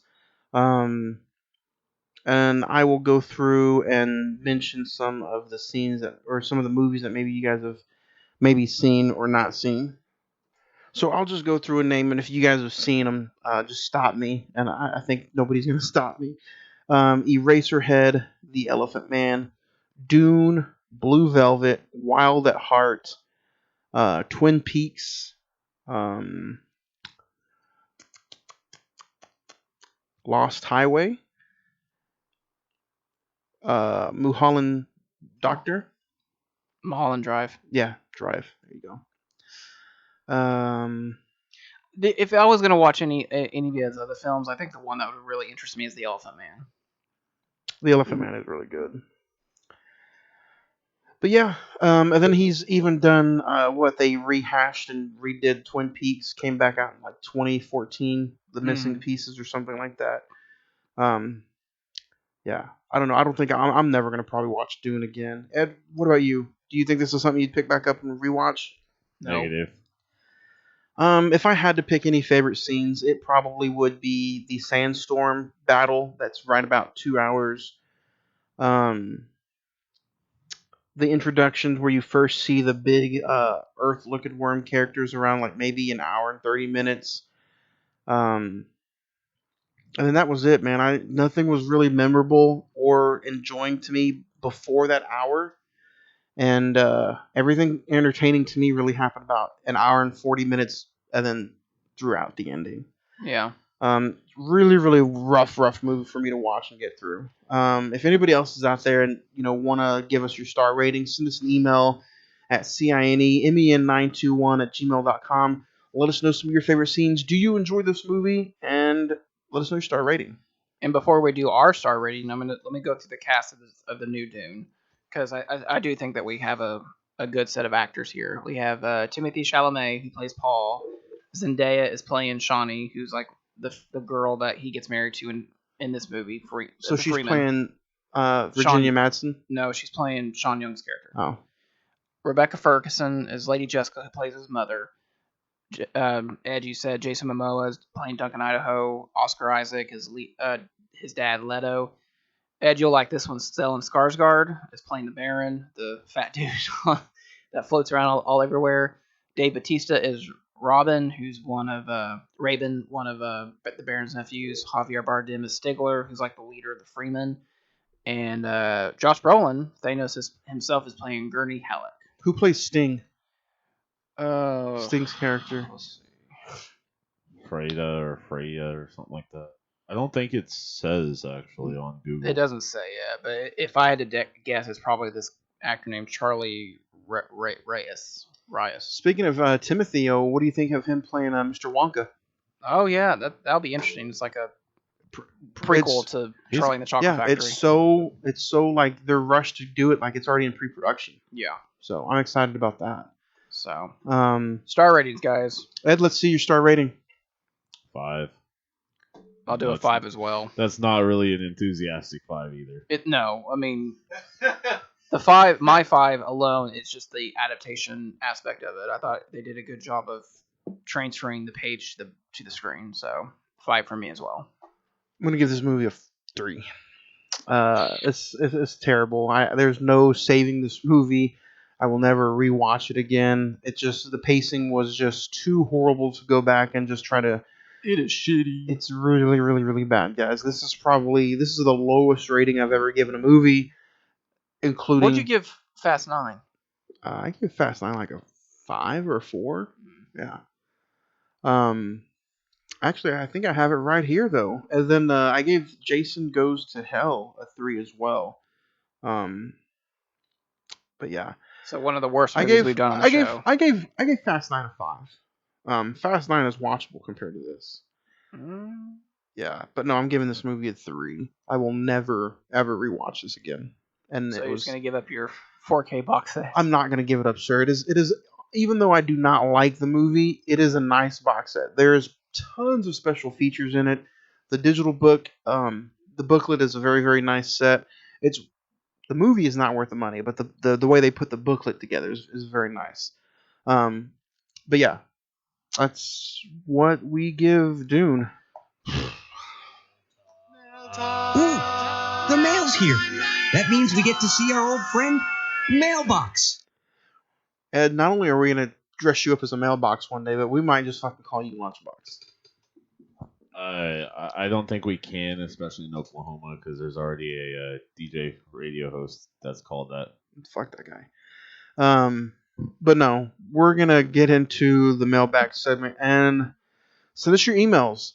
Let us know your star rating for Dune 1984. Jeffrey says, and this is where I was talking about the top 5 earlier.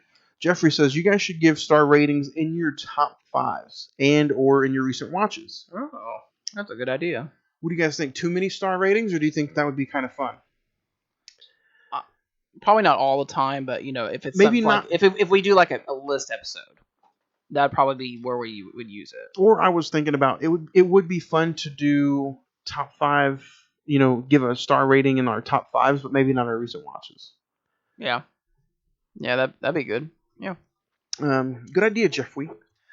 Kevin says top 5 horror sequels would be 5 Bride of Chucky, 4 Conjuring 2, 3 Silent Hill 2, 2 Texas Chainsaw Massacre 2, and 1 Friday the 13th Part 2. There's a lot of 2s in there. Yeah, nice. Jessica says Scream 2 was fun but didn't age very well like I had hoped. 6 stars. Yeah. Henry says, geez, Dune was not fun at all. I usually keep up with what you guys are reviewing, but I tried. Not a very good film. 4 stars. Oof. We agree with you, Henry. Yeah. We agree. Omar says his top 5 horror sequels would be Piranha, Double D, Jeepers Creepers 2, The Fly 2, The Dead 2, and then It Chapter 2. Guys, do you think we kind of messed up? Everybody who sends in their emails, they did the sequels. Yeah. We kind of just did our own little shindig. Yeah. I don't know. Well, I mean, like when you say sequels, that's the first thing you go to. So it was still a fun top 5. Yeah. Let's see. Whitney says my all-time favorite horror franchise is Scream. Had fun listening to last week's episode. My favorite scene is the ultimate double reveal at the end. 9 stars. There you go. Jonathan says Jason Goes to Hell was terrible. Never thought a film could be that bad. Almost unwatchable. 2 stars. That's bad. Wow, I thought He's not alone. I thought Ed gave it a what? You gave it a 4? A 3 or a 4. Yeah. I thought Jason. Well, I haven't seen it, but I thought Jason Goes to Hell is like one of the better of the franchise. No. Watch it on HBO Max. Well, no, I don't want to. That's what I thought. Just go ahead. Watch it, man. Come on. Waste an hour and 20 minutes. Sam G69 says Dune definitely isn't for everyone. I enjoy the 80s style classic and feel that it may not be the best movie, but I did grow up with it. 7 stars. Okay. There you go. Philip says, since you guys talk a lot about physical media, is there anything big that you've gotten this year that you enjoy, physical media wise, or anything big that you're looking forward to in the next coming months before 2022 ends? 2021 ends. 2021 ends, yeah. No, not that I know of, at least. Ed, people are still waiting on your damn CDs. I know, trust me. I know. I'm looking for them. One of my good purchases I bought was the Casablanca 75th anniversary box set. Oh yeah, you did the unboxing. I did the unboxing for that, so you can check that out on YouTube. There was only like one. I think it was ordered from like Kansas or somewhere out north or somewhere. So I was glad to get it, and I only paid like $40 for it. There's a lot of stuff this year that's been kind of fun. So far the Halloween 4K little boxes have been really nice. The transfers have been amazing. Um, Oh, Citizen Kane's coming out on Criterion later this year. That's probably going to be a big one. That one, Uncut Gems. Yeah. You know what? I'm also looking forward to the 4K Criterion of Menace to Society. Mhm. I think that'll be fun. He has a two-parter. His next one says, "And are you interested in the Evil Dead big box set, which includes Ash versus the Evil Dead as well?" Any Evil Dead fans? I know it. Ed doesn't. Yeah, it's not a bit. Zach, have you seen any of them? I've seen the remake. Yeah. Yeah. You should check them out on the. I think I have them on the Vudu. Are you gonna get the box set? No. I have 1 and 2 on 4K. Army of the Dead or Army of Darkness is not that. I wouldn't spend another dollar on that movie, and then I don't think I'm interested in the TV series. So yeah. Darren says Jason Goes to Hell is pretty terrible. I agree with you, Mark and Ed. It's terrible. Terrible 2 for me. 2 stars. Sarah97 says just checked out Venom at a special screening in my hometown. Honestly, it's a fun movie, but it's just like every other Sony superhero film. Not very good, but it's worth a watch. 6 stars. I've heard probably one of the best parts of that movie is Woody Harrelson as Carnage. So Andrew says top 5 horror sequels: Scream 2, Texas Chainsaw Next Generation, Fright Night 2, Bride of Chucky, and Halloween 2 Rob Zombie Edition. I've never seen the Rob Zombie Halloweens. Are they like worth it, or is it just like? Ugh? Do you like rape? No. No. It's really really gruesome. Like there's a lot of unnecessary sex, rape, and he builds Michael as like a 7-foot monster. Legitly. So to answer your question, if you enjoy Rob Zombie movies, you'll enjoy those. Yeah. Gabby says, so I just tried Ray's because of your mention. Kind of hard to find in Oklahoma City, but my favorite flavor so far is definitely the white peach. Found them in a Natural Grocers. Oh, okay, hell yeah. Nice. They're also at your local GNCs. You guys can find them at GNC, or go to the website and put in Cinnamon 405 and get 15% off your purchase. That's the best way to find it. We're going to end it with Julia. Then we're going to try to get out of here. Julia says, would love to hear you guys talk about Frankenstein or The Bride of Frankenstein. I would love that Hell too. yeah.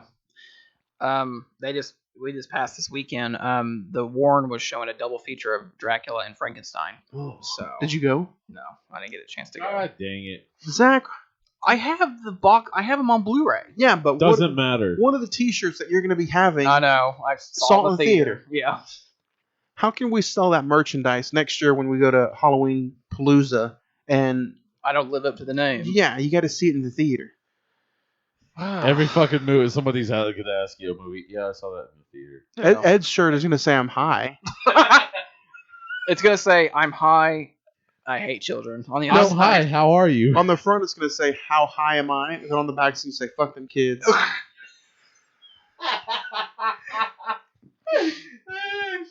But no, yeah. With Michael Jordan on the back. Guys, Dune might not have been the best way to open up an October or a new month. But next week, guys, we're talking No Time to Die. We're finally, after a year and a half delay, we are ending our road 1 week to go. You got to knock, bro. I know. We are ending our On the Road to No Time to Die. I have seen some reviews saying that it may be a girthy way for him to go out, but it is like the best way for him to go out. Yeah. So, Ed, are you interested in seeing how Daniel Craig goes out as James Bond? I guess he's gonna try. I guess 2 hours and 45 minutes of Bond. Okay, Ed is over here about to have a panic attack. Zach, what about you? You're interested? You're going to see how everything is for him to go out? Oh, absolutely. I mean, I'm probably out of all of us, I've been kind of the fan of this franchise. I've really enjoyed the Craig era of Bond, and I'm sad for it to end, but I'm very, very anxious. I'm very, very interested to see how they put to rest his 007. It's not really controversial, but I'm going to bring it up to you anyway. I was going to wait till next week. What did you think of the comments of Daniel Craig saying it would almost be a complete embarrassment for a female to take over James Bond? I mean, I don't. I put you on the spot. I mean, I don't. I'm gonna answer. I don't think. I don't think it's a bad. I really don't think it's a bad idea. I don't think, or I don't agree with it, but it is his opinion. So I mean, maybe that's true for his thought. Maybe he thinks it shouldn't be, but I mean, fuck it, why not? You never know. That's true. I am interested. I'm excited. I can't wait to see James Bond. No Time to Die next week. One more question, and then we'll get out of here. Any of you guys think he dies? It'd be an interesting way for that to end, because they've never killed off a 00. So I'm gonna go with tradition. No. Big twist at the end. Is he I've heard there's a very emotional twist at the end. There is. I don't know if you guys know, but the same production studio, Paramount, is put out the James Bond movies. Mm-hmm. This leads into Face Off 2. Oh. They take 00's face, and then the movie ends with Nick Cage. Hell yeah. Yeah. Fucking Nick Cage has been 007. Is it Nick Cage from National Treasure, or is it Nick Cage from Pig? It's Nicolas Cage from Face Off. We have different Nicolas Cages, so Yeah. I just want to be sure. That's the ultimate way it should end. But no, guys, let us know. Next week we go back to the theater. We check out No Time to Die right here, October the 11th. So next week, October the 11th, we talk No Time to Die. Halloween Kills the week after that. You guys excited for Halloween? Yep. Definitely. And then we go back to Dune. I don't know, man. I think it'll still be a Halloween will get our spirits up. That's true. Guess what? If Dune is gonna, if we see the early reviews and Dune's that bad, we'll review Halloween 4: The Return of Michael Myers. Jesus Christ. Or Halloween 5: The Curse of Michael Myers. Halloween 5 is the Revenge of Michael Myers, sir. No, he doesn't. Ed is high. The new Dune is at 91% right now. So. Ed is high on that spice. There you go. That spice that I. But no, Ed, is there anything you want to add on before we put the final nail in the coffin with Dune 84? Nah, man. We should get our bonus episode out pretty soon after this too. So there is going to be that. Looking forward to that, like always. Yeah, Jason X. Yeah? Jason in space. Jason X. That drops Thursday. I know, right? But no, can't wait for that as well. So yeah, this is Ed saying I will see you on the silver screen. Zach, anything you want to add in the final nail of Dune 1984? No, just skip this one. Go see the remake. Yeah, and don't forget, guys, we have a very girthy No Time to Die giveaway. Check your social medias. We have a lot of good stuff that we're going to be giving out. Over $150 of items. No Time to Die poster. You get the Daniel Craig James Bond Blu-ray box set. You get $150 in giveaways, including $100 of San Marcos gift certificate, 6-pack OKC soda, some Ray's Energy, and a gift card from OKC Rodeo Cinema. So yeah, No Time to Die. We'll see you guys at the theater. So don't forget, guys, next week we see No Time to Die right here on the Cine-Men Movie Podcast. There's just no time to die.